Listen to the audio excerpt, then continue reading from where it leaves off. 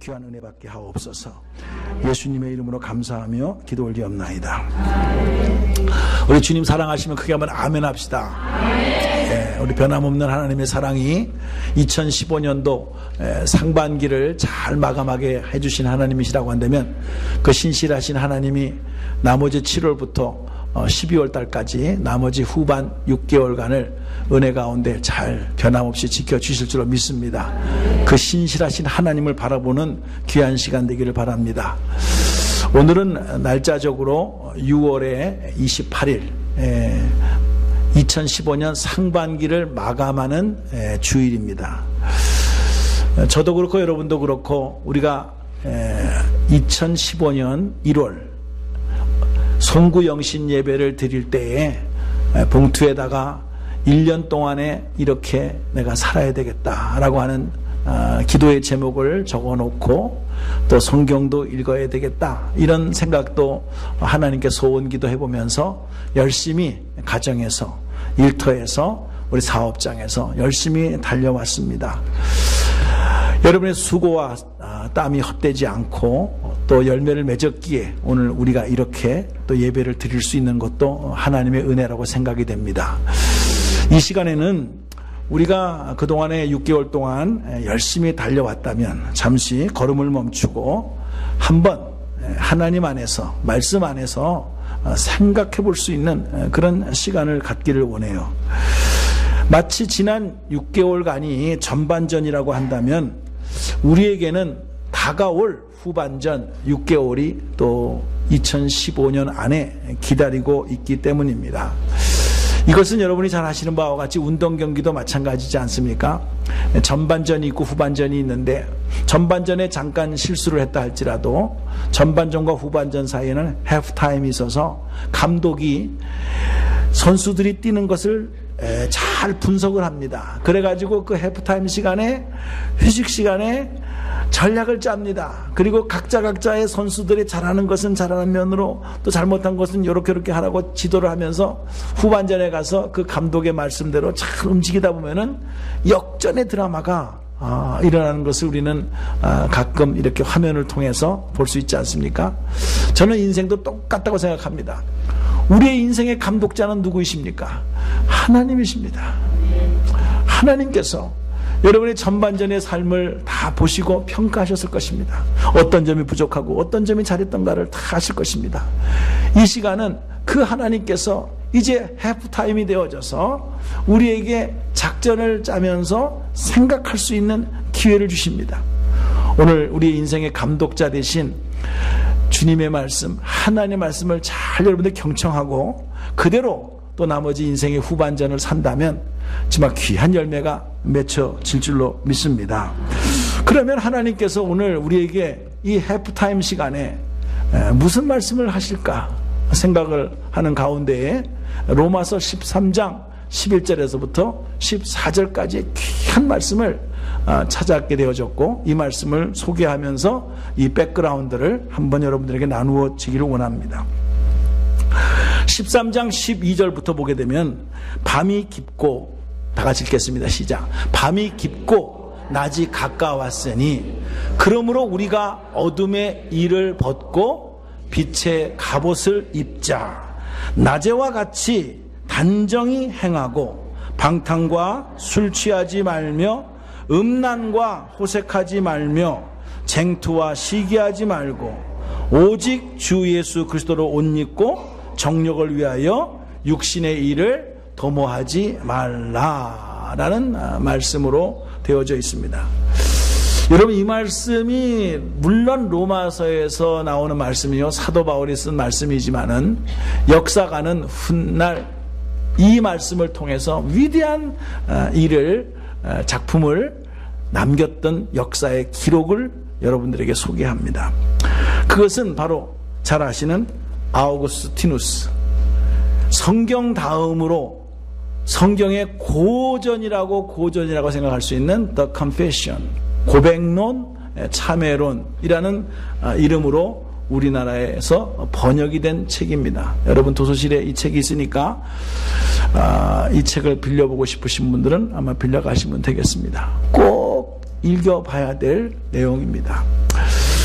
어거스틴, 영어로 발음은 어거스틴입니다. 그러나 이태리 발음으로는 아우구스티누스입니다. 우리가 흔히 이제 미국에 살고 있기 때문에 어거스틴 이렇게 여러분 귀에 익었을 것입니다. 그의 어머니는 모니카예요. 아이디가 자라는 모습을 보고 참 머리가 좋은 것을 알고 이 어거스틴을 잘 좋은 학교에 보내면서 공부를 시켰습니다. 그런데 어거스틴이 똑같이 반항하였어요. 그래서 오히려 마니교라고 하는 이단교에 빠집니다. 그리고 삶의 회의를 느끼면서 길거리의 여인과 그냥 적당히 동거 생활을 하면서 아이도 낳으면서 아주 방탕한 생활을 30살 가까이까지 하게 됩니다. 그의 어머니 모니카가 눈물로써 정말 자식을 위해서 기도할 수밖에 없었어요. 이야기하면 이야기할수록 잔소리하면 잔소리할수록 아들은 더 잘못된 길로 가고 있는 거예요. 근데 하나님께서 그 어거스틴의 어머니 모니카의 기도를 들으셔서 어느 날 길거리에 어린아이들이 펴보아라 하면서 무슨 그런 노래가 있었는가 봐요. 그래가지고 이 어거스틴이 뭘 펴보라는 말인가 라고 하면서 성경을 가지고 가서 그날 그 아이가 부르는 노래를 들으면서 뭘 펴볼까 하고 펴보는데 마침 로마서 13장이 펴졌다는 거예요. 여러분도 그걸 보면서 성경을 그대로 읽지 않고 딱 그대로 보면은 그렇게 하면 안 돼. 오늘은 무슨 말씀을 주실까? 쫙! 이렇게 오시면 안 되고, 그때는 특별한 계획이 있어서 하나님께서 그렇게 하셨다고 치고, 여러분들은 그렇게 하시면 안 됩니다. 그냥 생명의 삶의 큐티에 나온 대로 순서대로 쭉 읽어나가시면 되는 거예요.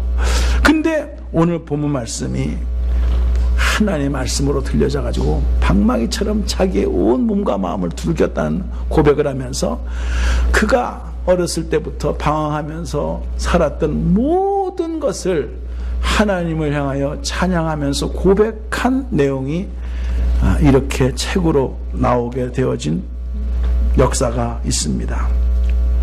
그래서 그는 이 말씀을 붙들고 자기의 인생이 바뀌었을 뿐만 아니라 이 책을 통하여 수많은 사람들이 하나님을 올바로 만나고 그 하나님을 찬양하며 고백했던 많은 기록들을 간증으로 남기고 있는 내용이 되겠습니다. 자, 우리도 똑같은 어거스틴은 한 사람인데 여러분들은 무엇을 가장 인생에 살면서 이것만큼은 내가 알아야 되겠다, 소중한 지식이 되겠다라고 생각을 하고 살아가십니까? 세상에서도 그것을 참 연구를 많이 했는데 대부분의 사람들은 무엇보다도 내 자신을 알아야 된다라는 것에 대한 관심을 참 많이 두고 있습니다. 생각해보면 내가 내 자신을 모를 때에 내가 남을 이해할 수가 없습니다. 내가 내 자신을 올바로 알지 못하면 세상을 올바로 쳐다볼 수도 없습니다. 무엇보다도 우리가 생각해야 될 것은 내가 내 자신을 바로 알을 때에 그때부터 나의 인생을 통해서 무슨 일을 해야 될 것인가라는 것이 자기 자신을 알을 때 펼쳐진다라는 거예요. 열려진다라는 거예요. 그래서 소크라테스는 내 자신을 알라 그렇게 말씀하신 세상의 학문도 그만큼 그렇게 알려져 있는 내용이 되겠습니다. 두 번째로는 하나님을 알아야 된다는 것으로서 우리는 연구를 하고 있습니다. 우리가 하나님을 안다라고 하는 것은 그냥 하나님 이걸 안다라는 것이 아니라 What is God's will? 하나님의 뜻이 어디에 있느냐라는 것을 아는 거예요. 하나님이 인간을 창조하셨다면 하나님이 나에게 무엇을 지금 기대하고 계시는가 이거를 여러분들은 아셔야 된다는 거예요. 내가 내 인생의 미래에 대해서 기대하는 것이 있습니다만은 하나님이 나의 인생을 통하여 무엇을 기대하고 있는가? 하나님은 어떠한 계획과 경영 계획을 가지고 나의 인생에 개입하시는가? 그리고 어디로 나를 인도하시는가? 하나님은 살아계신 하나님이십니다. 성경에만 나오는 글 속에 있는 하나님만이 아니라 오늘도 살아서 역사하시고 우리의 삶을 간섭하시고 인도하시는 하나님이심을 믿습니다. 그렇다고 한다면 그 하나님을 어떻게 어떻게 나를 인도할 것인가, 어디로 인도하셔서 끝을 낼 것인가에 대한 확신이 있으십니까? 우리는 이것을 알아야 됩니다. 세 번째로 우리가 알아야 될 것은 나의 현 주소를 알아야 된다는 거예요. 이건 더욱더 심각한 문제로 다가오고 있습니다. 뭐냐 하게 되면은 내가 지금 가지고 있는 소유의 현 주소, 능력의 현 주소, 지식의 현 주소를 우리는 알아야 된다는 거예요. 왜냐? 우리는 미국에 와서 살고 있기 때문에 흔히 여러분의 대화 속에서 내가 한국에 있을 때 이러이러한 지위에 있었는데, 현재 자기의 지위를 변명하기 위하여 과거에 내가 한국에 이렇게 살았는데, 내가 과거에는 이렇게 돈이 많이 있었는데 라는 식으로 생각을 하면서 말을 하면서 위로를 갖는데, 여러분 그거 소용없습니다. 현재 당신이 얼마를 갖고 있느냐, 현재 당신이 가지고 있는 능력의 가능성은 어디까지 가고 있느냐, 내가 지금 쓸 수 있는 현재의 재물은 어떤 것이냐 라는 것이 훨씬 더 우리가 인생을 살아나가는데 중요하게 다가오고 있는 내용이 되겠습니다. 우스운 얘기입니다만은, 저는 지금 안경을 쓰고 이렇게 설교를 합니다만, 제가 과거의 사진을 보니까는 안경을 안 쓰고도 설교를 했어요. 근데 어느 날 멀리 있는 거는 잘 보이는데 가까이 있는 글이 안 보이는 거예요. 그래서 이상하다 그래가지고 이렇게 보니까는 벌써 이게 그 나이가 왔다라는 거예요. 의사가 돋보기를 쓰라는 거예요. 여러분 돋보기를 쓰신 분은 아시겠습니다만 얼마나 불편한지 몰라요. 처음부터 돋보기 쓰는 사람은 없습니다. 안 쓰다가 돋보기를 쓰면서 이렇게 보게 되면 뭐 라식 수술도 하고 여러 가지를 합니다만 얼마나 불편한지 모릅니다. 그때 내가 생각했던 것은 눈 좋을 때 책을 많이 읽을 걸, 눈 좋았을 때 책을 많이 읽을 걸. 이건 책을 읽을 때마다 안경을 벗었다 꼈다 벗었다 꼈다 해야 되고, 항상 여기에 자국이 생기게 되고, 그리고 눈이 왜 이렇게 침침해지는지 눈을 갖다가 이렇게 비벼야 되고, 이런 일들을 거듭하면서 내가 눈 좋을 때 좀 더 책을 많이 읽었을 걸. 여러분 이게 나만의 이야기가 아니더라고요. 기억력이 좋았을 때 우리가 좀 더 많은 것을 배우고 할 것 같다. 이제는 한 번 읽으면 그 다음 거 읽을 때는 잊어버려 벌써 다. 기억력이 아물아물해집니다. 그런 사람에게 내가 과거에는 기억이 참 좋았는데, 백날 얘기해 보세요. 무슨 의미가 있어요? present time, 오늘의 현재의 시간 속에서 나의 현실을 정확하게 판단하지 않으면 우리는 그냥 과거에 그랬었는데 라는 것만 가지고 위로를 살면서 살아간다는 거예요. 여러분 생각해 보세요. 여러분이 지금 가지고 있는 시간이라는 것이 있는데 그 시간이 얼마만큼 갈 것이라고 생각하십니까? 오늘 살고 있다고 해서 영원히 살 것처럼 생각하십니까? 오늘 누리겠다고 해서 얼마만큼 그 누릴 수 있는 것이 계속 갈 것이라고 생각하십니까? 얼마만큼 가능성이 남아 있다라고 생각하십니까? 인생의 현주소, 내가 서 있는 현주소 바로 알아야 된다는 거예요. 이것은 제 말이 아니라 성경이 말하고 있습니다. 오늘 성경을 보게 되면 너희가 이 시기를 알거니와 이 때를 알거니와, 성경은 이 때를 알으라고, 오늘의 현 주소를 바로 알으라고 성경은 말씀하고 있다는 거예요. 자다가 깰 때가 벌써 되었으니, 자다가 깰 때가 되었다라는 이 시대의 흐름을 알고 오늘의 현 주소를 알아라 라는 말씀으로 우리에게 다가오고 있습니다. 더 정확하게 미국 영어로 말한다면 The present time, 현재의 시간을 가리키고 있습니다.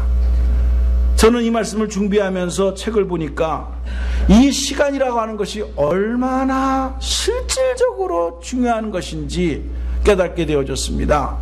우리가 흔히 말해서 time is money, 시간은 돈이다.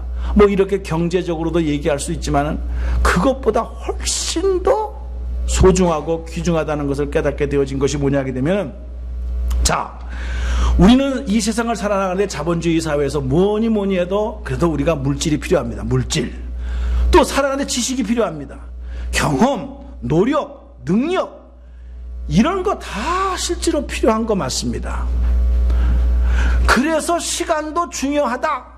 이렇게 자본이라든가 지식이라든가 경험이라든가 노력이라든가 능력이라든가 이거와 똑같은 차원 속에서 시간을 둔다고 한다면은 잘못된 생각이라는 거예요. 자, 조금 전에도 말했다시피 모든 우리의 가치와 능력은 시간이라는 것을 통해서 평가가 되어져야 진짜 평가라는 거예요. 무슨 말입니까? 재물에 대해서 말해봅시다. 오늘도 현재 당신이 얼마를 가지고 있느냐가 진짜 당신이 가지고 있는 재물에 대한 진짜 평가지, 시간을 제외해놓고 과거에 내가 재물이 많았었는데 그게 오늘날 무슨 평가가 되겠습니까? 올바른 평가를 할 수 없어요. 과거에 내가 이렇게 믿음 생활을 잘했는데 이거를 오늘의 시간, 그 시기를 알거니와 present time, 여기서 평가를 하지 않으면 우리는 과거에 열심히 해봤는데 라는 것만 가지고 우리는 신앙생활을 할 수밖에 없어요. 근데 그건 정확한 평가가 아니에요. 오늘 이 시간 당신이 어떠한 능력을 가지고 어떠한 믿음을 가지고 어떠한 경험을 가지고 살아가느냐, 이 시기를 앓을 때 제대로 평가할 수 있다는 거예요. 똑바로 평가할 수 있다는 거예요. 미국에서 우리가 편지를 쓸 때 보게 되면 한국하고 편지를 쓸 때가 다른 것은 뭐냐 하게 되면은, 우리는 편지를 쓸 때 부모님 전상서, 누구 존경하는 누구의 이름을부터 먼저 씁니다. 그리고 맨 마지막에 날짜를 쓰고 누구 올림, 그렇게 하는데 미국의 편지나 공문서를 보게 되면 맨 위에 날짜부터 써요. 이거는 그만큼 시간이, 다른 것도 중요한데 시간도 중요하다 그런 뜻이 아니라 가장 중요한 것은 오늘의 시간이, 그 시간 위에 당신의 모든 것이 올바로 평가될 수 있기 때문에 시간이 먼저 앞서야 된다라고 하는 개념을 가르쳐주고 있는 거라는 거예요. 시간이 먼저입니다. 언제나 시간이 먼저 돼야 됩니다. 시간 안에서 문제를 해결하고 시간 안에서 이해를 해야만이 되는 것이지, 내가 뭐 양보를 했느니 안 했느니, 내가 이해를 했느니 안 했느냐, 백날 따져봐야 소용없어요. 오늘 당신이 올바로 이해했느냐, 이게 우리가 인생을 살아나가는데 가장 중요한 평가가, 올바른 평가가 나올 수가 있다라는 거예요. 자, 근데 이제 조금 신앙 안에서 들어가 봅시다. 하나님은 시간의 구속을 받으신 분이 아니세요. 영원하신 분이시고 시간과 공간을 초월하시는 분이세요. 하나님은. 맞아요. 근데 인간은 시간 속에서 제한을 받아요. 공간 속에서 제한을 받아요. 그러므로 하나님이 영원하신 분이시지만 인간을 만날 적에는 인간의 시간과 공간의 한계를 받고 있기 때문에 시간 속에서 만나주는 거예요. 여러분이 하나님을 만나고 예수님을 만나서 구원받았다. 어떤 때 구원받았습니까? 시간이 있어야 돼요. 시간이 없는 구원은 없어요. 반드시 구원을 받았다?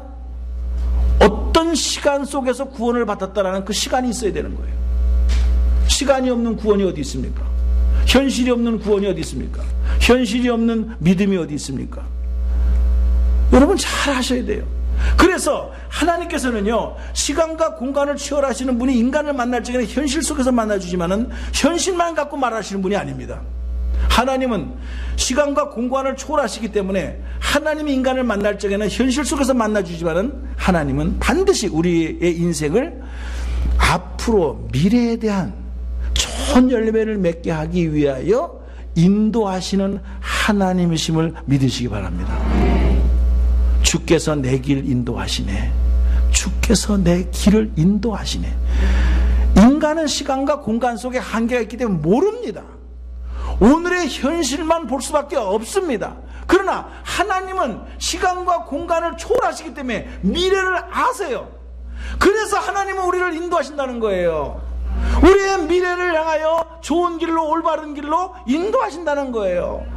그래서 하나님은 우리에게 현실만 가지고, 현실이라고 하는 렌즈만 가지고 살아가는 인생들에게 아니다, 그게 전부가 아니다, 너에게는 이러한 미래가 있을 것인데, 그러한 미래가 되려면 오늘의 현실만 보지 말고, 너의 생각만 보지 말고 하나님의 선하신 뜻이 무엇인가를 분별해서 그 말씀을 따라서 살아라. 이게 복된 길이다. 오늘 본문 말씀 내용입니다. 자다가 깰 때가 되었다, 이거예요. 여러분들은 지금 현실이라고 하는 꿈속에서 지금 헤매고 있습니다. 근데 이 현실이라고 하는 꿈이 어디로 갔는지 우리는 모릅니다. 되겠지, 막연하게. 세상은 그걸 가지고 세 가지로 연구합니다. 첫 번째, 어떻게 연구하느냐? 경험을 통해서 이러한 일이 일어날 것이다 라고 생각을 하면서 자기의 경험을 상당히 중요시합니다. 이민생활도 마찬가지입니다. 우리가 대부분 이민생활이 뭐 새로운 게 없어요. 그래서 계속 반복적으로 합니다. 아, 내가 이렇게 했으니까 이런 결과가 나왔더라. 우리가 과거의 경험이 있습니다. 그러니까 오늘도 이렇게 하게 되면은 이런 미래가 나올 것이다 라고 생각을 하고, 자기의 경험을 중심으로 해서 자기의 미래를 바라보는 그런 연구를 하게 됩니다. 그리고 그렇게 될 것이다 라고 소망을 가지고 살아갑니다. 그런데 정확하게 학자들이 연구를 했는데요, 오히려 자기가 경험했던 것이 미래를 막는 걸림돌이 될 수가 있다는 거예요. 왜? 자기의 경험에 의해서만 이루어진 것이니까 미래에 대한 것은 우리가 모르는데 자기의 경험 안에서만 해석을 하니까 미래에 대한 꿈은 실제로 없어요. 왜? 자기 경험으로만 끝나는 거니까. 그래서 오히려 하나님이 우리에게 주시는 비전, 꿈을 막는 결과가 나온다는 거예요. 에이, 뭐 그렇습니까? 나는 이미 해보니까 이렇게 됩니다. 그러니까 난 더 이상 뭐 거기에 챌린지도 갖지 않고 도전의식도 갖지 않고 그냥 내가 경험한 대로 살겠습니다. 오히려 걸림돌이 될 수가 있다는 거죠. 두 번째, 사회에서는요, 역사가들이 논리적으로, 과학적으로 연구를 합니다. 이것이 이제 철학자들이 연구하는 헤겔의 변증법입니다. 정반합의 법칙에 의해 가지고 정이 있으면 반이 있습니다. 반대가 있어요. 그럼 이것이 합쳐져서 또 하나의 이론을 나오게 됩니다. 이렇게 해서 역사는 흘러가기 때문에 역사에 흘러가는 흐름을 잘 연구를 합니다. 한 개인이 아니라 큰 역사의 흐름을 연구를 하고, 이러이러한 일이 역사의 수레바퀴가 돌아가니까 앞으로도 이러한 일들이 일어날 것이다. 그래서 여러분들이 흔히 말하는 뭐 100년 후에 없어질 직업이 생기겠고, 100년 후에는 뭐 어떤 직업이 새롭게 생겨날 것이고, 미래학자들이 그렇게 연구를 하면서 미래를 점치면서 여기에 대비를 해야 된다라고 생각을 하고 그렇게 연구를 많이 합니다. 어떤 거는 맞을 수도 있습니다. 그러나 여러분도 알다시피 많은 미래학자들이 100년 전에 세상은 이렇게 될 것이다 라고 연구해서 쓴 책들이 있는데 이미 100년이 지났거든요. 어떻게 됐어요? 다 틀린 것도 있고 맞은 것도 있고 그래요. 그러니까 그것 또한 믿을 수가 없다라는 거예요. 자, 여러분의 인생의 미래를 설계할 적에 여러분의 자신의 지금까지 살아온 경험을 기초로 해서 앞날을 계획할 것입니까? 아니면 조금 배운 사람이면은 역사의 흐름을 예시하면서 많은 사람들이 미래에 대한 연구를 하는 것을 책을 보면서 이렇게 될 것이니까 내가 여기에 대해서 투자를 해야 되겠다, 이게 생각을 하십니까? 저는 이것이 맞다 틀리다 이걸 말하기 전에 보다 확실하고 보다 분명하고 정말 변하지 아니하는 확실한 약속의 말씀이 있다면 여러분 어떻게 하시겠습니까? 바로 저는 그것이 성경이라고 생각합니다. 제가 이 목살에서 하는 말이 아니에요. 여러분이 진짜 성경을 읽어보게 되면 하나같이 틀린 말이 없어요. 어떻게 이 한 권의 이 책을 통해서 이렇게 소중한 말씀들이 우리의 인생을 향하여, 우리의 미래를 향하여 정말 자세하게 설명을 해놓았는지, 읽으면 읽을수록 정말 콜소에 같은 그런 말씀으로 되어져 있는 것을 우리는 알 수 있습니다. 내 과거의 경험도 아닙니다. 이성적인 판단도 아닙니다. 우리가 바라볼 수 있는 것은 간단합니다. 하나님의 약속의 말씀밖에 없습니다. 성경은 일종의 예언의 책이에요. 구약, 약속의 책이에요. 약속이 안 이루어진 것이 없어요. 다 이루어졌어요. 이제 하나 남았어요. 내가 다시 오겠다. 다시 오는데, 예수님이 다시 오시는데 우리를 구원하러 오신다는 것이 아니에요. 우리를 심판한다라는 거예요. 양과 염소를 나눈다라는 거예요. 알곡과 가라지를 나눈다라는 거예요. 어둠과 빛의 자녀를 나눈다라는 거예요. 여러분, 전혀 무섭지 않습니까? 이것이 반드시 미래에 있을 일인데, 당신은 이 확실한 하나님의 약속의 말씀 앞에 무엇을 준비하면서 막연히 이렇게 살면 구원되겠지, 막연히 이렇게 살면 되겠지. 천만의 말씀입니다. 왜 성경은 자다가 깰 때가 되었다라고 말씀하시니까? 하나님의 눈동자로 볼 적에는 여러분이 영적으로 자고 있다라는 거예요. 여전히 한 번 가는 세계 속에 시기와 질투와 원망 속에서 살아간다라는 거예요. 그렇게 보내지 말라라는 거예요. 어둠의 옷을 벗어버리고 빛의 옷을 입으라는 거예요. 하나님의 눈동자로 볼 적에는 여러분이 어떠한 화려한 옷을 입고 어떠한 최신의 유행의 옷을 입었다 할지라도 그것은 어둠이라는 거예요. 우리가 우리의 삶을 우리가 평가하는 것이 아니라 하나님이 우리를 평가할 때 이 평가가 진짜지. 어떻게 우리는 스스로 우리를 위로할 수밖에 없고 우리를 위장할 수밖에 없고 변장할 수밖에 없는 거예요. 포장하는 거예요. 우리는.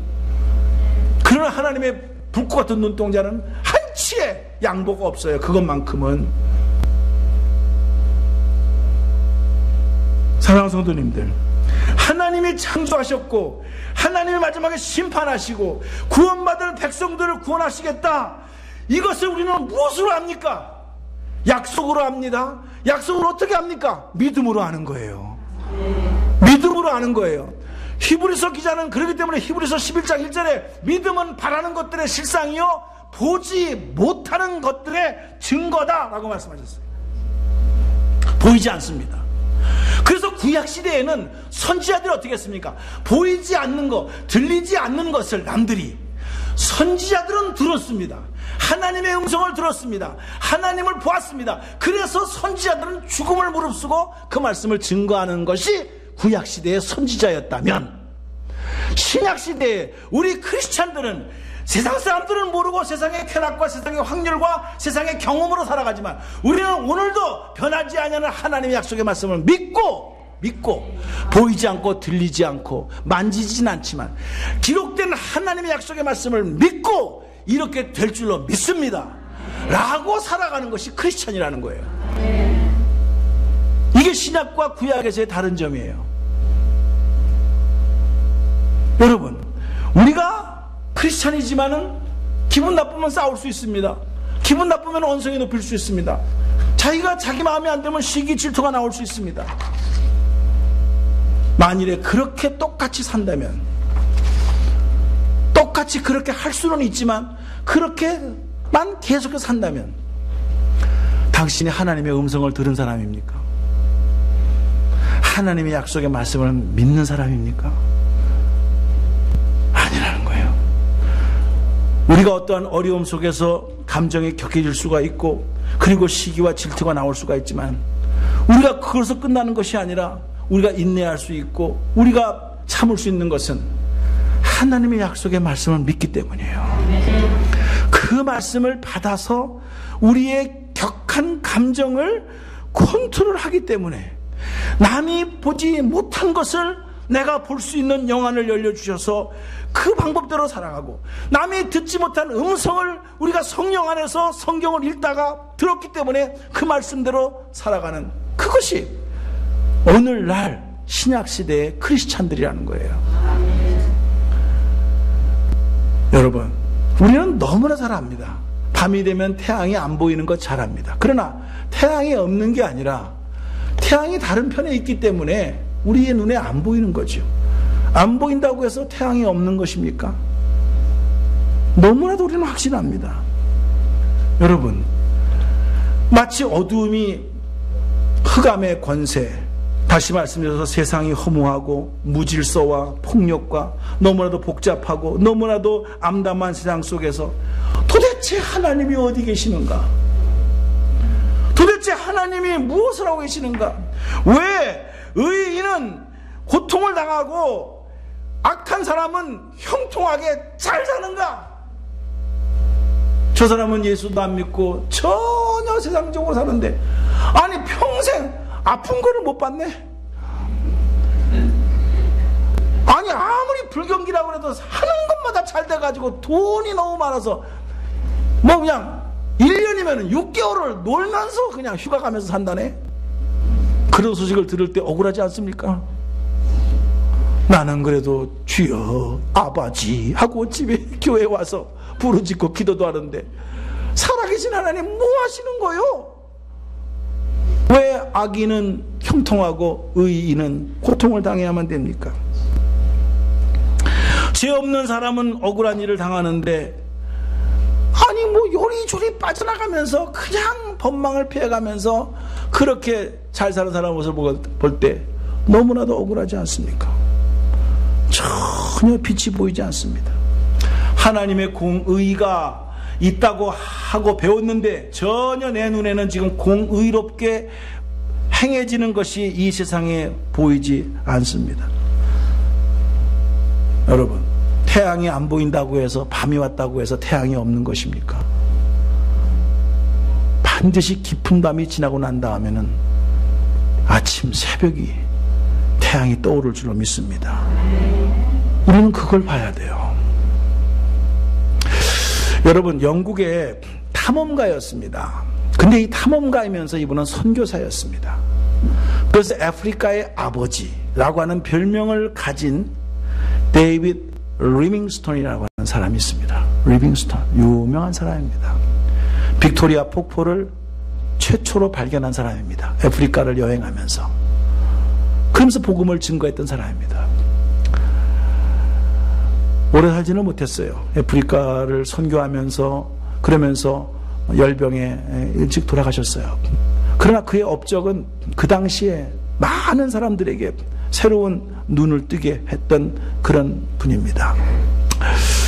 이분이 업적이 참 대단해서 수많은 기자들의 모임 속에서 질문을 받고, 당신은 어떻게 이렇게 성공적으로 그 당시 오지인 아프리카에서 이렇게 사역을 잘 마칠 수가 있었습니까?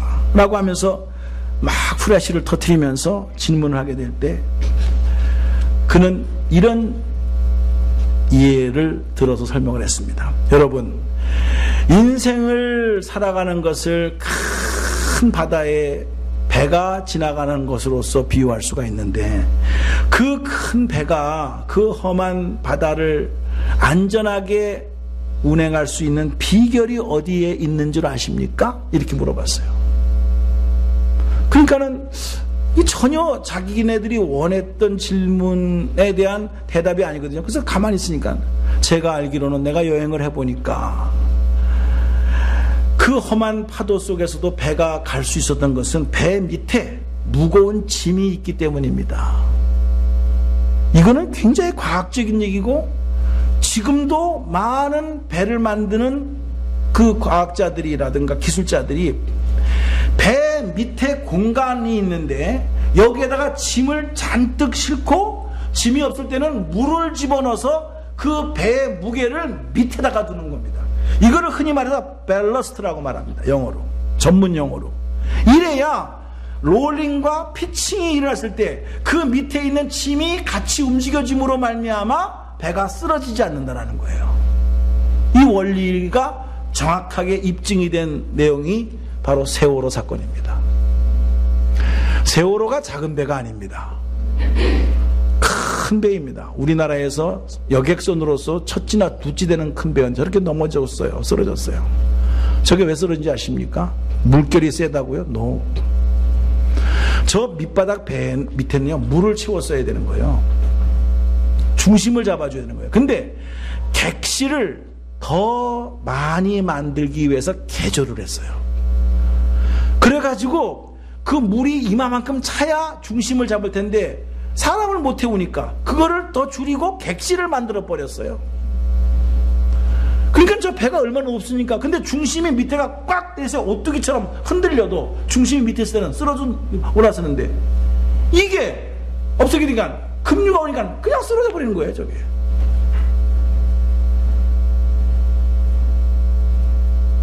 가장 기본적인 원리를 인간의 탐욕 때문에, 욕심 때문에 수많은 어린아이들이 죽었어요.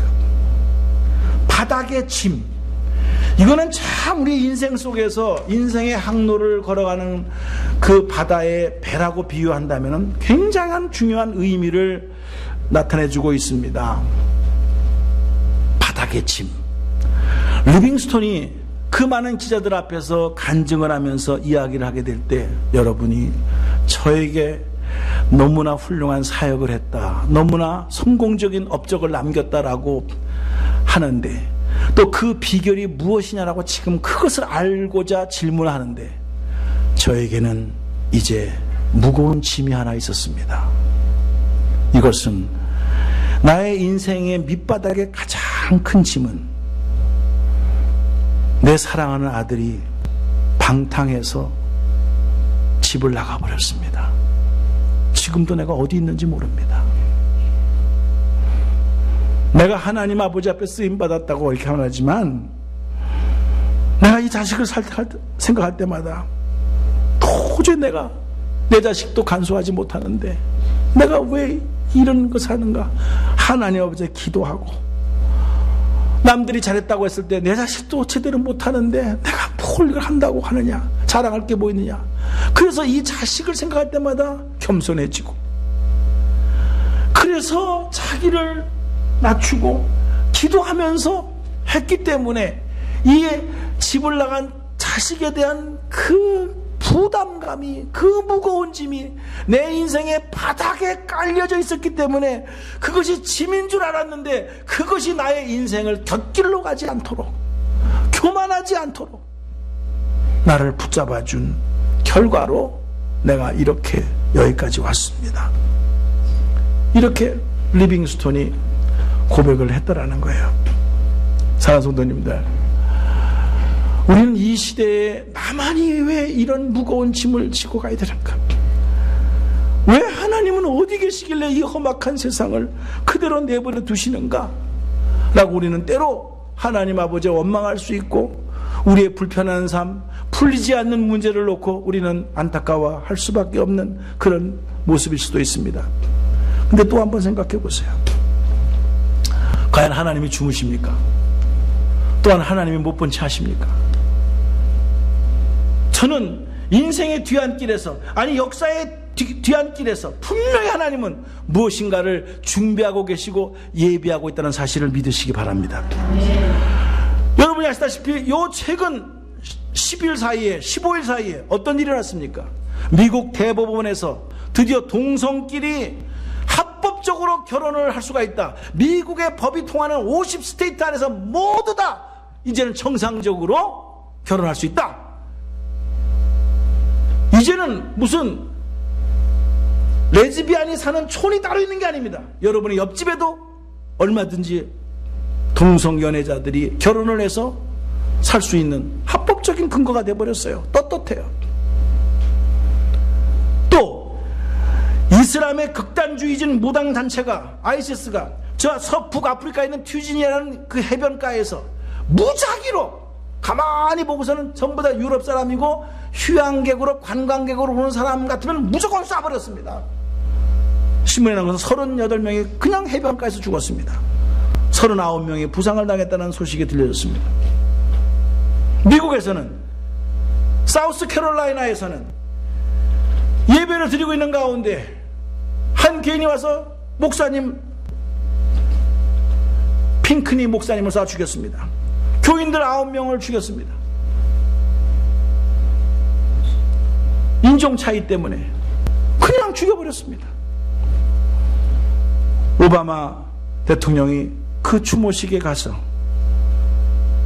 Amazing Grace, 나 같은 죄인 살리심, 그 찬송을 부르면서 그들의 마음을 위로하고 이 미국의 현실을 개탄하면서 아직도 이런 시대인데 인종이 차별되어지게 되고 이것으로 인하여 살인이 이루어지는 일이 일어나는 이 현실을 바라보면서 하나님의 은혜를 간절히 바라는 찬송을 부르면서 거기에 추모객들을 위로했던 모습이 신문에 났습니다. 사랑하는 성도님들, 우리는 이 어두움 속에서 개탄할 것입니다. 하나님 어째서 이렇습니까? 아니, 우리는 크게 생각하지 못하더라도 내 가정의 어려운 문제, 내 가정의 힘든 문제를 놓고 하나님 언제까지입니까? 이렇게 우리는 부르짖을 수밖에 없는 내용입니다. 근데 오늘 성경은 뭐라고 말씀합니까? 밤이 깊으면 낮이 가까이 왔으니. 밤이 깊어지고 있습니까? 어둠의 고난의 절망의 밤이 깊어지고 있습니까? 그럴수록 새벽은 가까이 오고 있다는 사실을 믿으시기 바랍니다. 그러므로 우리는 어둠에 있다고 해서 어둠을 비판하고 어둠을 원망하고 어둠 속에 묶여져서 살아가는 인생이 아니라 어둠이 오면 올수록 와, 새벽이 가까이 오는구나, 이걸 깨닫는 사람이, 생각하는 사람이 길을 보이는 겁니다. 내가 무슨 옷을 입어야 되겠다. 이제는 어두움에 어울리는 옷을 입고 살아가는 것이 아니라 어두움은 어두워질수록 빛이 가까이 옴으로 말미암아 그 시기가 올 것이니 나는 이제 어둠의 옷을 벗고 빛의 갑옷을 입어야 되겠구나. 이 현실을 생각할 수 있는 여러분이 되기를 바랍니다. 전반전을 뛰었습니까? 후반전을 준비하십니까? 바쁜 발걸음을 잠시 멈추시고 오늘 이 시간 생각해 보세요. 나는 어디로 갈 것인가? 하나님께서 예비해 놓으시고 미래를 열어 놓으신 그 길을 분명히 갈 텐데 나는 그 길 앞에 무엇을 준비하고 있는가? 오늘 이 확신 속에서 다시 한번 여러분의 인생을 깊이 생각해 볼 수 있는 오늘 터닝 포인트, 해프타임이 되기를 주님의 이름으로 축복합니다. 기도하겠습니다. 살아계신 하나님.